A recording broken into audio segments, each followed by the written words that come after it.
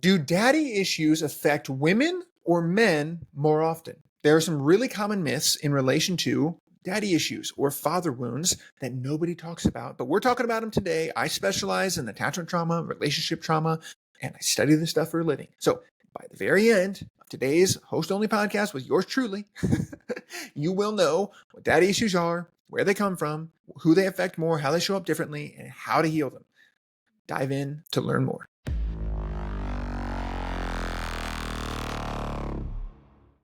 Welcome back to Decision Lab, everybody. Today you got me. Just me. It's a host-only show.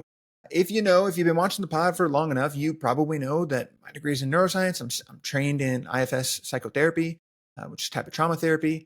What you may not know is that I specialize working with ambitious women. I really zone in on relationships, relationship trauma, attachment theory, those types of things. That's what I'm super passionate about, and the nervous system in relation to healthy relationships. Okay. So today, what we're talking about is a myth that I see all the time. I wrote about it this week in my blog, and I'm just really passionate about it. And it's daddy issues. Okay. There are some myths around daddy issues that people do not realize. So let's, off the top of your head, do you believe you have daddy issues?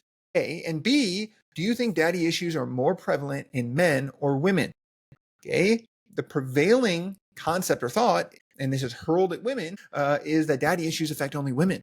But that's not true. It's false. Statistically speaking, you probably have daddy issues. Okay. Nearly 50% of people with fathers have insecure attachments with them. How wild is that? Okay. 1 in 4 kids grow up without a dad at home, guys and girls. 60% of Earth's population struggles with some kind of father wound or a dad wound. Okay, it's not just women. It's literally 50-50, men to women. It shows up differently in men versus women, but it is a 50-50 split, okay? So where do they come from? Why do we associate it mostly with women? And how do they show up in men? How do they show up in women? Can you heal father wounds? All of these things are what we're going to cover today, what we're going to have a conversation about. I'm excited. If this affects you, if this is something you struggle with, perfect. This is what it's for. If it doesn't, send it to someone who does, please. But let's dive in. Let's start with what daddy issues are. Okay, so generally when you hear this, just in the word, you're generally probably thinking of like a younger woman dating someone twice her age. She's looking for validation, but daddy issues, again, hide everywhere. So some of the ways that it could pop up, maybe it is constant anxiety about abandonment, choosing emotionally unavailable partners, guys or girls, and you do it repeatedly, overachieving to prove your worth, using sex to prove your worth, obsessing with what your partner's up to, and obsessive jealousy or insecurity in general, difficulty setting boundaries, especially with authority figures, hyper independence to avoid getting hurt again. That's another really common one. Okay. So if these sound familiar, again, you're not alone. Literally half of us, if you're watching this, there's a 1 in 2 chance probably that you've got this. But these aren't about needy, attention-seeking behaviors. They're actually a reflection of something a lot deeper. Insecure attachment patterns, okay? Insecure attachment patterns are created early in life, specifically around how your brain learns to expect love and safety, okay? This is super important because it determines your blueprint for the rest of your life, but we'll get to that here in a second. And when we get to attachment theory, first of all, we need to understand why we even call these daddy issues. And of course, it all freaking started with Freud and Jung, those guys again. Freud had his Oedipus complex, essentially boys secretly competing with their dad for their mom's approval and love. And then Jung matched it with the Electra complex, same thing, girls craving dad's approval. So it's just the opposite. So it's interesting how this literally started with the Oedipus complex, okay? And then the Electra complex, yet it sticks to women more. So that's, note to self, that's interesting. Okay, so once these kind of things, these thoughts and things were out there, pop culture did its thing, oversimplified it, turned it into a label, and kind of just ran with it. And that's where we get in movies and memes and TikToks all over the place, where you're seeing these daddy issues more personified in women than in men. And it just shows up differently. Again, we'll get to that here in a second.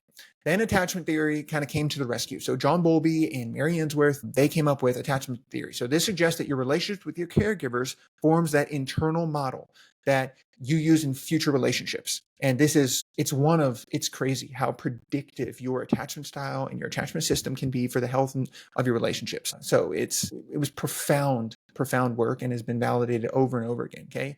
So behind the daddy issues label then is a deeper truth about attachment wounds in general. Okay. So it's not just about dating older guys or girls and craving validation. It's about your brain and relationships. So when your dad was unavailable, inconsistent, overly critical, harsh, or just straight up absent, your little kid brain got confused and it wired itself for insecurity rather than trust and anxiety rather than safety. Okay. And now your grown up brain is still playing out this old script. These parts of you that were created is playing out this old script. So again, just to hammer this point in, women do not have daddy issues more. Again, it is a 50-50 split. Women have this thrown at them more from pop culture and because we still love to shame women's emotional needs, but men have daddy issues just as often. Okay. So let's talk about the difference here. So you can kind of see how men and women how it shows up differently.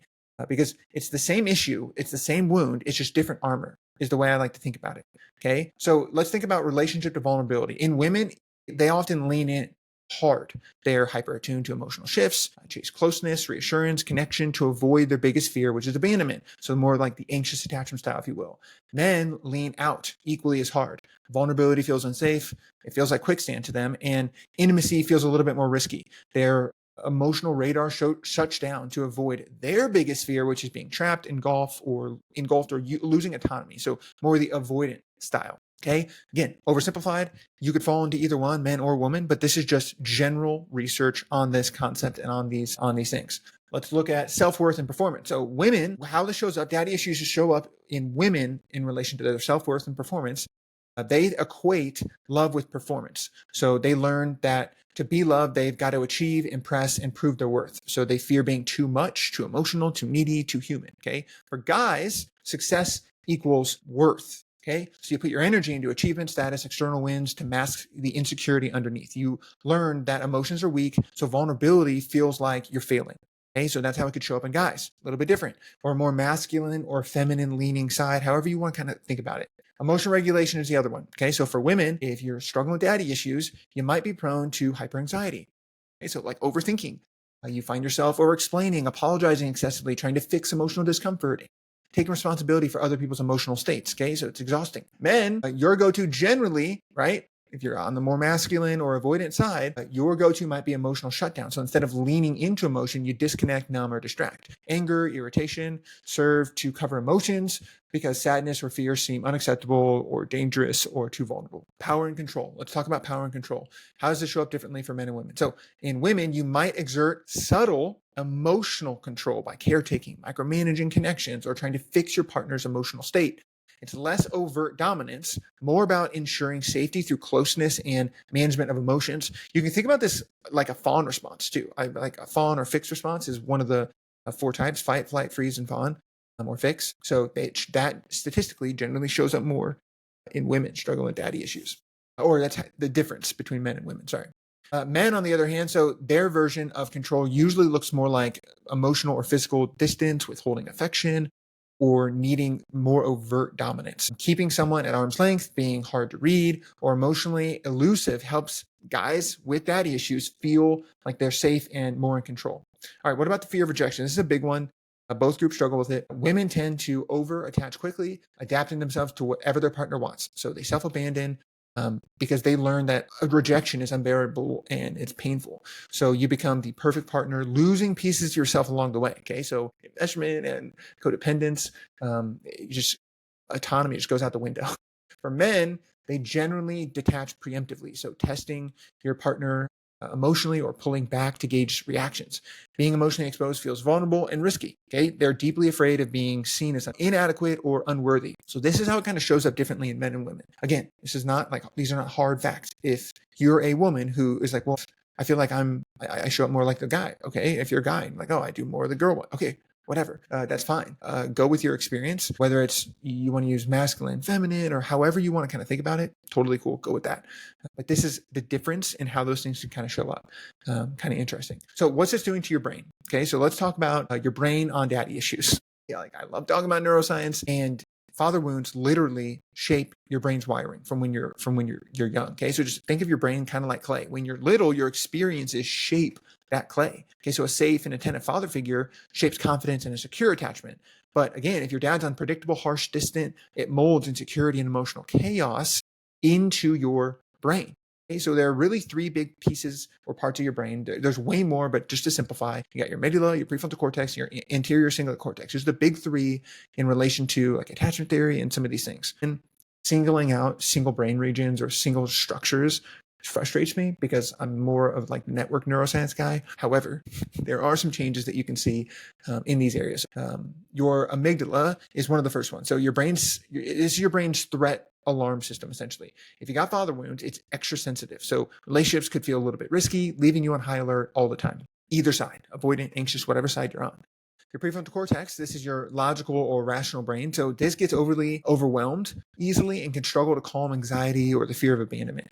Okay, it's not rational, right? It just gets overwhelmed a little bit too easily if you're struggling with some of these father wounds. Your anterior cingulate cortex, this is the part of your brain that manages social and emotional pain. So a father wound can crank the dial up. So rejection hurts more, criticism cuts deeper. So just think about that, okay? So your emotional software has some serious bugs. Okay, thanks, Dad. Appreciate that.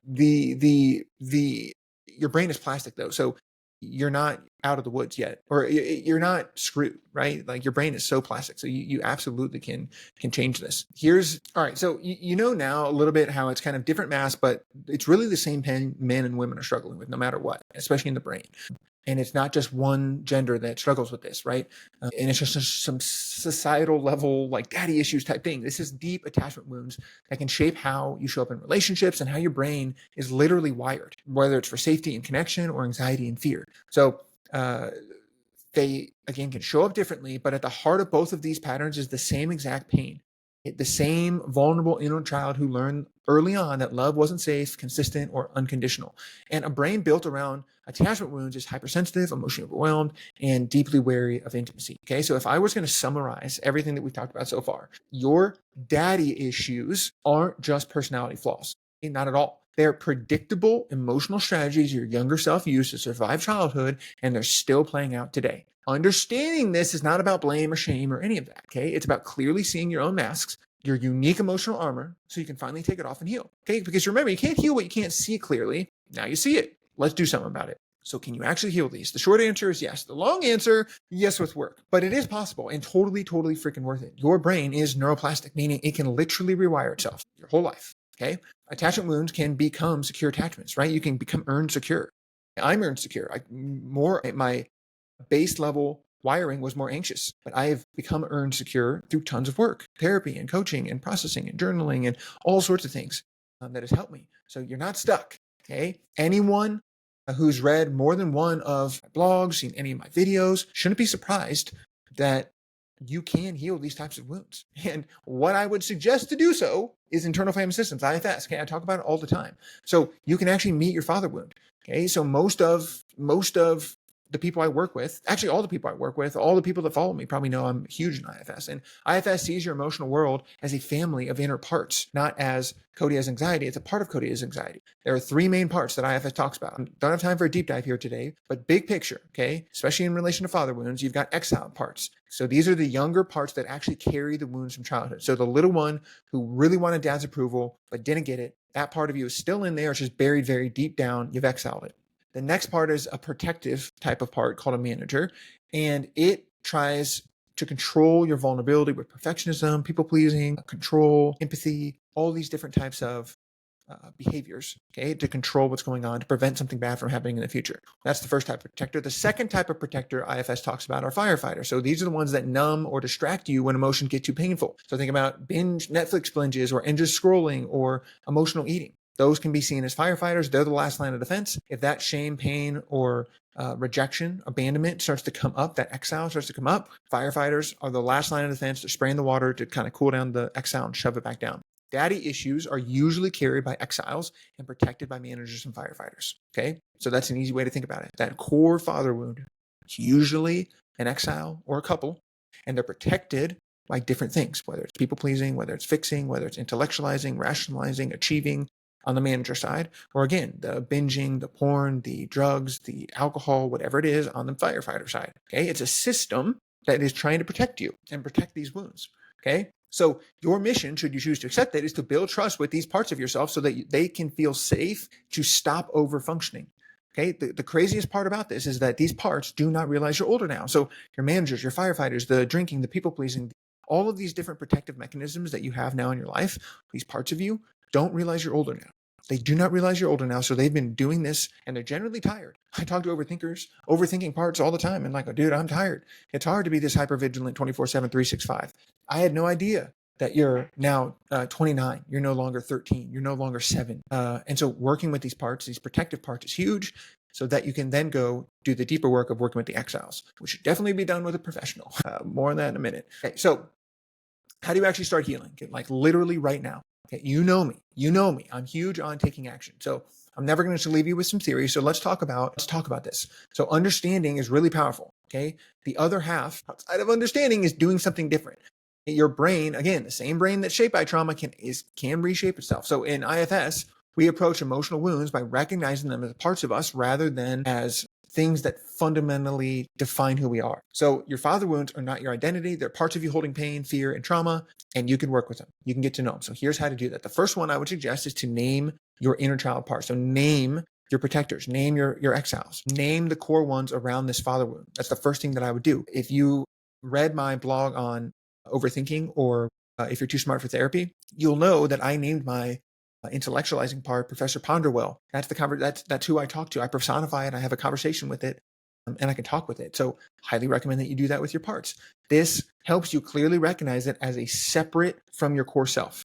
Okay, do the same. You can do the same thing, not just for your thinking parts, but for that wounded inner child, the one that's carrying that father wound. So maybe you could call them something gentle. My clients call them a little me, kiddo, or baby Cody, whatever you want to call them. Baby Yoda is what that makes me think of. But naming this part is really powerful. It sends a clear message to your brain that this pain is something you carry, not something you are. It's huge. It's not something you are, it's something you carry. Okay, so think about that. Number 2 is you got to compassionately listen and have compassionate conversations, like literally. Okay, you can actually talk to these parts. It's a little bit weird. It sounds kind of cheesy, but trust me, your brain and your parts are listening. Okay, think about this part. Pause for a moment. Close your eyes. Take a deep breath. When you think of this part, where do you feel it in or around your body? When you find it in or around your body, focus your attention there. Okay, see what you notice about that part of you.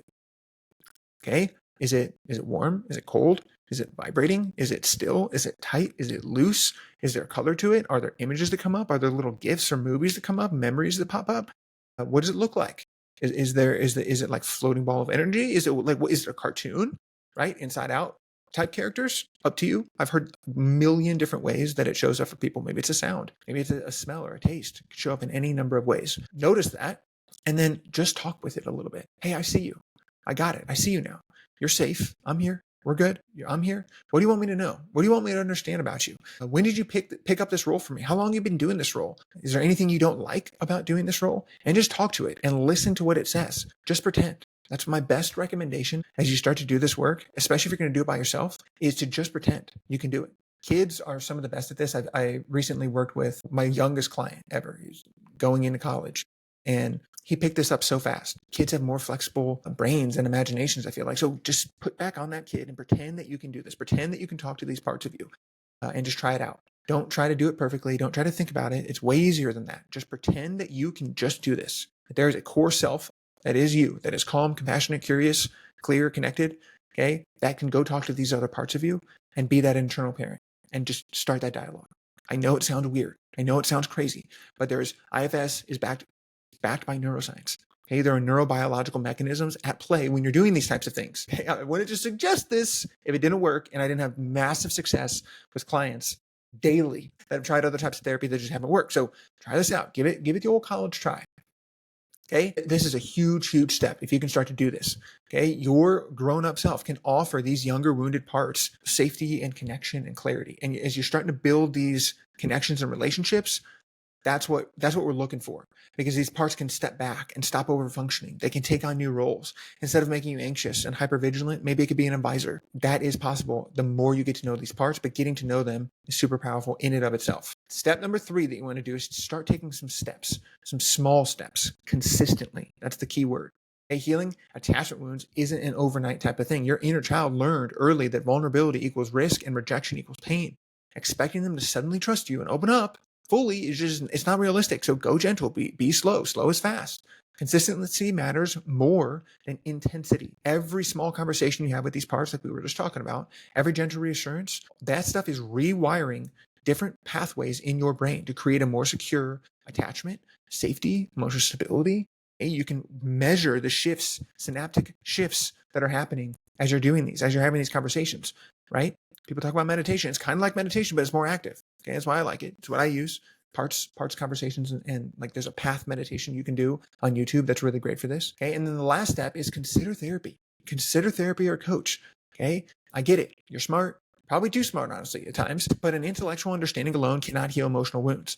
Okay? There's a map analogy that I wrote about in a blog a couple weeks ago that I think is great, because if you can have a beautifully designed map, okay, so an intellectual understanding of a city, it's the same, but that's not the same as actually walking the streets and doing the healing. There's a big difference between knowing the map intellectually and walking the street, getting into the map and doing the work, actually healing. That's why having support of a therapist or a coach who understands attachment wounds and trauma and IFS can be really, really, really transformative. So we'll drop a link to the IFS Institute directory or the IFS directory where you can find practitioners and coaches and therapists and stuff on there. Highly recommend that you do that. They can help guide you through the territory that your wounded inner child fears to explore alone.